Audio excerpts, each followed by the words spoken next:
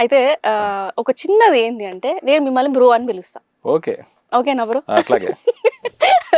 Okay. అయితే ఒక orange disaster. But ఇప్పుడు దానికి పెద్ద ఫ్యాన్ బేస్ ఉంది. అంటే అప్పుడెందుకు డిజాస్టర్ అయింది? ఇప్పుడెందుకు అంత ఇదవుతుంది? అంటే ఈ కథ రాసే ముందు రామ్ చరణ్ గారికి కూడా తెలుసని చెప్పేసి విన్నాం. లేదు డిజాస్టర్ అయితది అని చెప్పేసి కొన్ని అయ్యో! ఆయన డిజాస్టర్ అనుకోవాలా? డిజాస్టర్ కూడా ఎందుకు చేస్తాడు ఆయన? హ్మ్. ఆయన అనుకుంది ఏంటంటే క్లైమాక్స్ లో ఎప్పుడు నేనైనా సాక్రిఫైస్ చేసేది, హ్మ్. హీరోయిన్ కూడా సాక్రిఫైస్ చేయాలి కదా అన్న ఆయన ఆర్గ్యుమెంట్. హ్మ్. అది వచ్చేలా చేయమని నాతో డిస్కస్ చేస్తుండేవాళ్ళు. హ్మ్. ఆయన డిజాస్టర్ అనుకున్నది లేదు. హ్మ్. ఆయన సినిమా బాగుంది, బాగుంటుందన్న నమ్మకంతోనే ఆయన సినిమా చేశారు. హ్మ్. లేకపోతే చేయరు కదా. సినిమా ఆపేస్తారు కదా హీరో. హ్మ్. అది. ఇట్లా తర్వాత మీరు ఇప్పుడు ఒకటి అడిగారు, హ్మ్. అప్పుడు ఎందుకు జనాన్ని నచ్చలా, ఇప్పుడు ఎందుకు నచ్చుతుందని. హ్మ్. హ్మ్. హ్మ్.